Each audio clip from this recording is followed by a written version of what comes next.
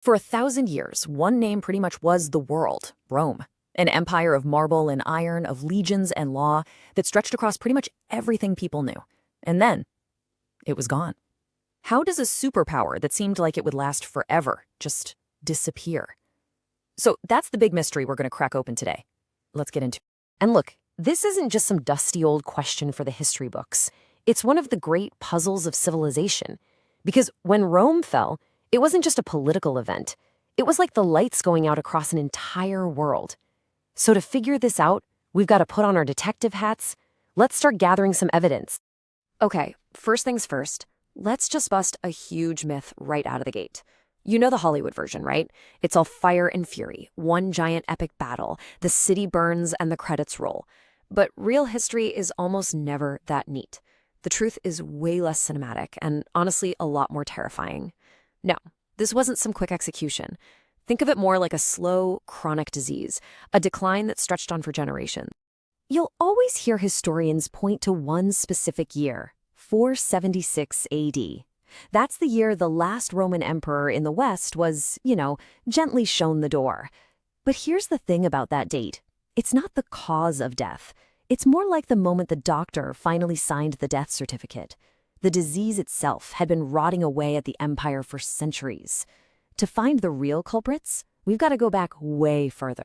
Okay, so let's start our investigation. Suspect number one, the outsiders. Yeah, these so-called barbarians at the gates.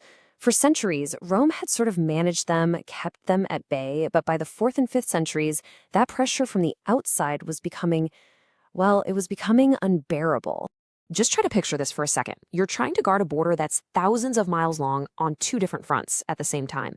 I mean, that was Rome's reality, day in and day out. The legendary legions were stretched impossibly thin, fighting off Germanic tribes in Europe and the massive Sasanian Empire in the east. It was just a constant state of emergency, and the dam was starting to show some serious cracks. Invasions became more common, leading up to something that was just unthinkable. In the year 410, the city of Rome itself was sacked. The message was loud and clear. The Eternal City was vulnerable, and everyone knew it.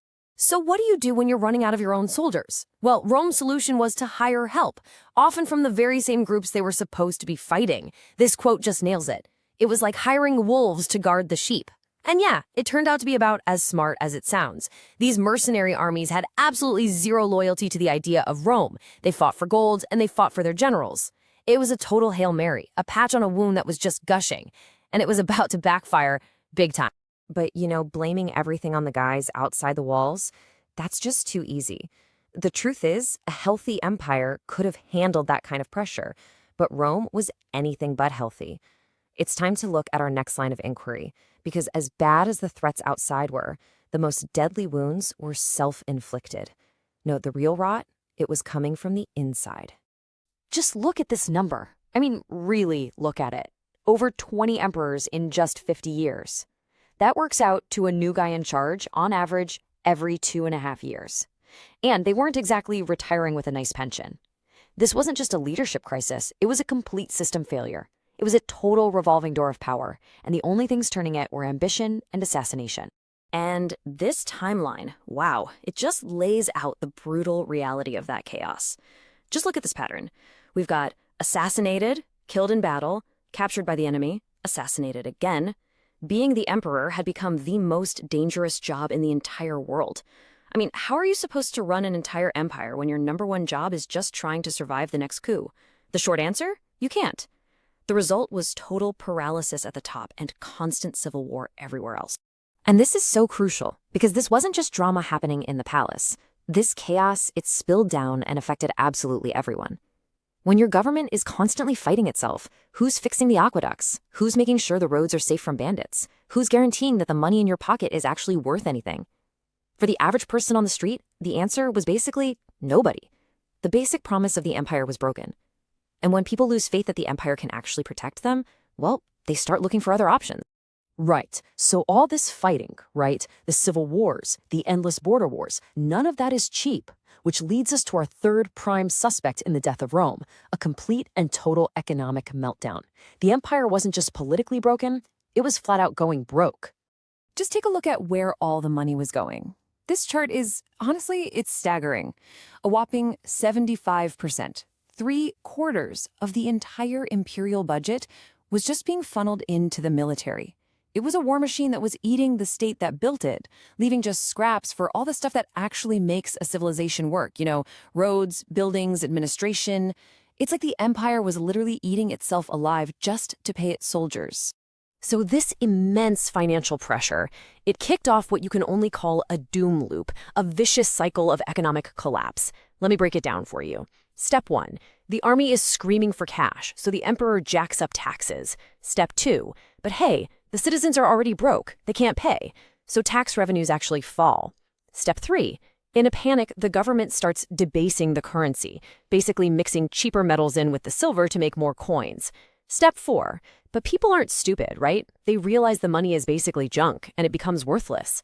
And finally, step 5, prices go through the roof and pretty soon people stop using money altogether and just start bartering. Trade just collapses. The economic engine of the empire completely seizes up. This quote says it perfectly.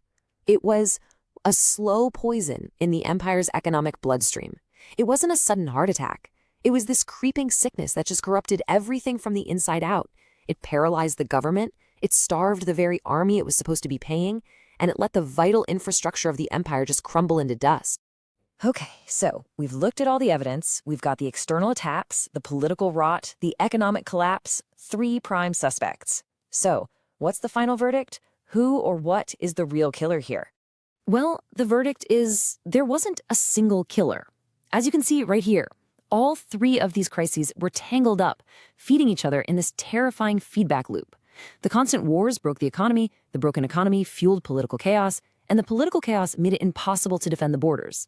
It wasn't just one thing. It was a perfect storm, a total cascade of failure, where every single crisis just made the others worse. So, trying to find that one single cause, it's kind of a fool's errand. There was no lone gunman, no single fatal blow. The Western Roman Empire, well, it died a death by 1,000 cuts.